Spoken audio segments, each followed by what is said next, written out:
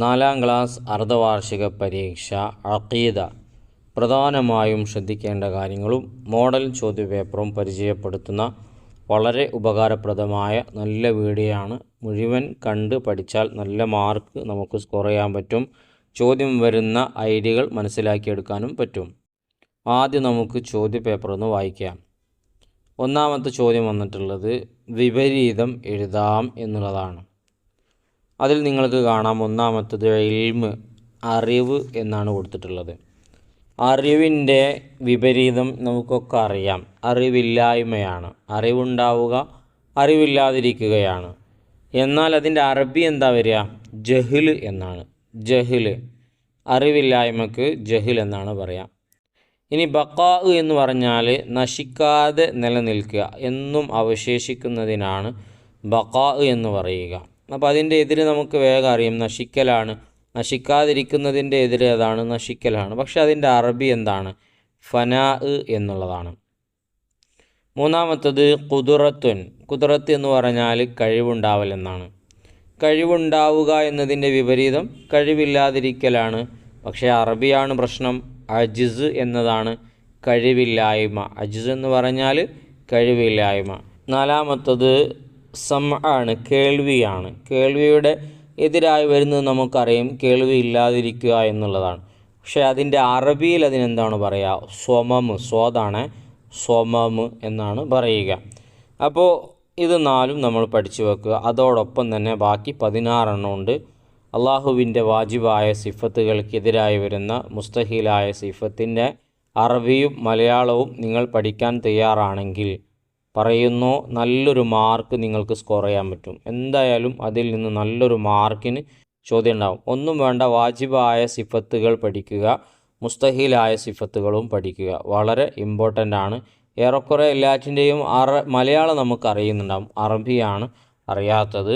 ഇതൊരു ഉദാഹരണം മാത്രമാണ്. 4 ചെറിയ ചോദ്യങ്ങളാണ്. പക്ഷേ അതിൽ അല്പം ടഫുള്ളതൊക്കെ ഉണ്ട്. ടഫുള്ളതിൽ നിന്നായിരിക്കും കൂടുതലായിട്ടും ചോദ്യങ്ങൾ വരാൻ സാധ്യതയുള്ളത്. അതുകൊണ്ട് അത് പ്രത്യേകം ഓരോരുത്തരും പഠിക്കുക. അതിൻ്റെ ഒക്കെ കൃത്യമായിട്ട് പഠിക്കാനുള്ളതും അതിൻ്റെ അർത്ഥവും ഒക്കെ നമ്മുടെ ബുക്കിലുണ്ട്. ഒന്ന് മറിച്ച് നോക്കി പഠിച്ചാൽ മതി, ഉപകാരപ്പെടും. രണ്ടാമത്തത് പൂരിപ്പിക്കാം എന്നുള്ളതാണ്. പൂരിപ്പിക്കാം എന്നുള്ള ചോദ്യങ്ങൾ അറിയണമെങ്കിൽ പാഠഭാഗവുമായി ബന്ധമുണ്ടാവണം. പരീക്ഷയ്ക്ക് നിർണയിച്ച ഭാഗങ്ങളിലെ അവസാനത്തെ 3 പാഠങ്ങളൊക്കെ നന്നായി വായിക്കുക. അതിൽ നിന്നാണ് ഇങ്ങനത്തെ പൂരിപ്പിക്കാനുള്ളത് അധികവും ഉണ്ടാവുക. പ്രത്യേകം ശ്രദ്ധിക്കുക. അതിലൊന്ന് തബ്ലീഗ് എന്ന സിഫത്ത് മുർസലുകൾക്ക് മാത്രമുള്ളതാണ്. തബ്ലീഗ് എന്താണ്? തബ്ലീഗ് എന്നാണ് ഇത്. തബ്ലീഗ് എന്ന സിഫത്ത് മുർസലുകൾക്ക് മാത്രമുള്ളതാണ്. മുർസലുകൾക്ക് മാത്രമുള്ളതാണ്. രണ്ടാമത്തത് ഹാഫൂനാണ്. കൃത്യമായും നമ്മുടെ പാഠഭാഗത്തിൽ കള്ളിയിലൊക്കെ ആക്കി വൃത്തിയായി കൊടുത്തതാണ്. അത് മുഴുവനായിട്ടും പഠിക്കുക. ഇതുപോലെ ചോദ്യങ്ങൾ പ്രതീക്ഷിക്കാം. ഹാഫൂൻ എന്ന് പറഞ്ഞാൽ ആ മലക്കുകളുടെ ഡ്യൂട്ടി എന്താണ്? അർഷിനെ ചുറ്റുന്നവരാണ് അവർ. ഇനി മൂന്നാമത്തത് ഹയാത്ത് എന്ന സിഫത്തുള്ള അള്ളാഹു എന്താകും? ഹയ്യാകുന്നു എന്നതാണ് വരിക. ഇനി നാലാമത്തത് ലാ യഅസൂന അല്ലാഹ മാ അമറഹും. അള്ളാഹു കൽപ്പിച്ചതിനേക്ക് അവരെതിര് ചെയ്യുകയില്ല. വയഫ്അലൂന മാ യുമറൂൻ. അള്ളാഹു കൽപ്പിച്ച കാര്യങ്ങളൊക്കെ അവർ ചെയ്യുകയും ചെയ്യും. അപ്പോൾ അള്ളാഹ് പറഞ്ഞതിനെതിരായി ചെയ്യൂല, പക്ഷേ പറഞ്ഞതൊക്കെ കേൾക്കും. മാ യുമറൂൻ എന്നാണ് വരിക. വയഫ്അലൂന അവർ ചെയ്യും, മാ യുമറൂൻ അവരോട് കൽപ്പിക്കപ്പെടുന്നതൊക്കെ. അഞ്ചാമത്തത് ലാ ഇലാഹ ഇല്ലല്ലാ എന്ന വചനം തൗഹീദിൻ്റെ പ്രഖ്യാപിത വചനമാണ്.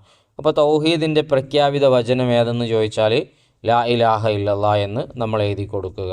അപ്പോൾ ഇതുപോലത്തെ ചോദ്യങ്ങൾ നമുക്ക് പ്രതീക്ഷിക്കാം. ഇതിലുള്ള കാര്യങ്ങളൊക്കെ പഠിച്ചു എന്ന് ഉറപ്പുവരുത്തുക. ഇനി മൂന്നാമത്തത് യോജിച്ചത് ചേർത്ത് എഴുതാം എന്നുള്ളതാണ്.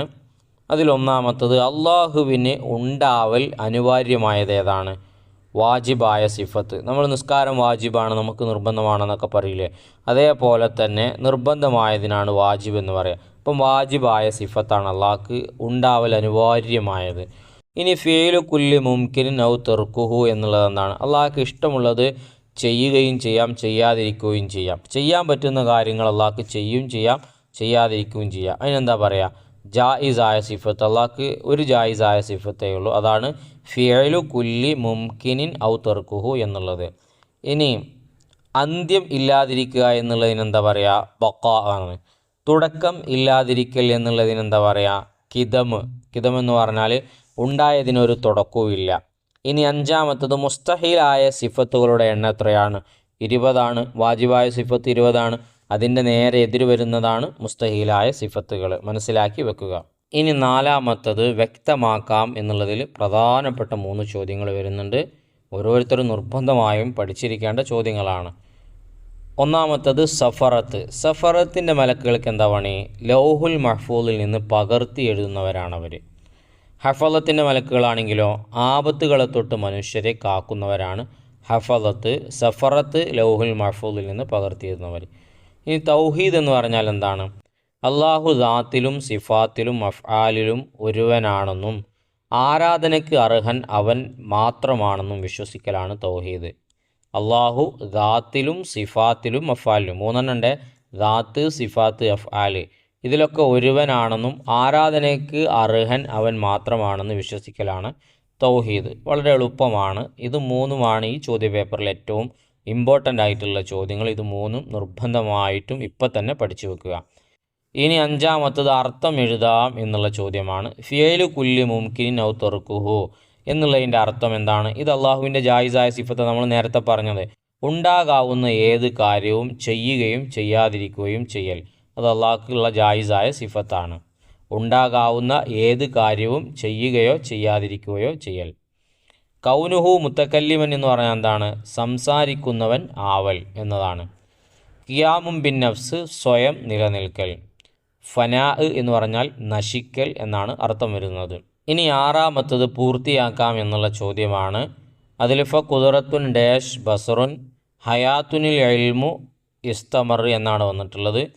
ഇത് മുഴുവനും അടങ്ങിയ ഭാഗം പുസ്തകത്തിൽ നിന്ന് കട്ട് ചെയ്ത് അവിടെ വെച്ച് കൊടുത്തിട്ടുണ്ട്. നമുക്കൊന്ന് പാടി നോക്കാം. ഫല്ലാഹു മൗജൂദുൻ ഖദീമുൻ ബാഖി മുഖാലിഫുൽ ലിൽ ഖൽഖി ബിൽ ഇത്ലാഖി വഖായിമുൻ ഗാനി വവാഹിദുൻ വഹൈ ഖാദിർ മുരീദുൻ ആലിമുൻ ബികുല്ലി ഷൈ സമീഉനിൽ ബാസിറു വൽ മുതകല്ലിമു ലഹു സിഫാത്തുൻ സബ്അത്തുൻ തൻതളിമു ഫഖുദ്റത്തുൻ ഈറാദത്തുൻ സംഉം ബസർ ഹയാത്തുനിൽ ഇൽമു കലാമുൻ ഇസ്തമാർ. ഇതാണ് ബൈത്ത്. പൂരിപ്പിക്കാൻ ചോദിക്കാൻ കൂടുതൽ സാധ്യതയുണ്ട്. പഠിച്ചു വെക്കുക. ഏതുവരെയാണ് ചോദിക്കാനെന്ന് പറയാൻ പറ്റില്ല. ചോദിച്ചു കഴിഞ്ഞാൽ നമ്മുടെ മാർക്ക് നഷ്ടപ്പെട്ടു പോകരുത്. അപ്പോൾ ഇത് വായിച്ചു കഴിഞ്ഞതിലൂടെ ഏത് രൂപത്തിലാണ് ചോദ്യം വരിക എന്നുള്ളത് കൃത്യമായും നമ്മൾ മനസ്സിലാക്കി. മറ്റൊരു ചോദ്യപേപ്പർ കൂടെ നിങ്ങൾ കാണുന്നു, അതും കൂടെ നന്നായി പഠിക്കുക. രണ്ടിലും ആവർത്തിച്ച് വരുന്ന ചോദ്യങ്ങൾ ഇമ്പോർട്ടൻ്റായി കണ്ട് നോട്ട് ചെയ്ത് പഠിക്കുക. പരീക്ഷയ്ക്ക് നിർണയിച്ച ഭാഗങ്ങളൊക്കെ നന്നായി വായിക്കുക. ചോദ്യങ്ങളുടെ ഉത്തരങ്ങളൊക്കെ പഠിച്ചു വെക്കുക. ഈ ബൈത്ത് ഇമ്പോർട്ടൻ്റ് ആയിട്ട് കാണുക. പ്രത്യേകിച്ച് അള്ളാഹുവിൻ്റെ വാജിബായ സിഫത്ത്, മുസ്തഹീലായ സിഫത്ത്, ജായിസായ സിഫത്ത് ഇത് നിർബന്ധമായിട്ട് നമ്മൾ പഠിച്ചിട്ടേ പരീക്ഷയ്ക്ക് പോവാവൂ. രാത്രി കുറച്ച് വൈകിയാലും അത് പഠിച്ചിട്ട് പോകാൻ പ്രത്യേകം ശ്രദ്ധിക്കുക. എല്ലാവർക്കും നല്ല മാർക്കോടുകൂടെയുള്ള വിജയം ഉണ്ടാവട്ടെ.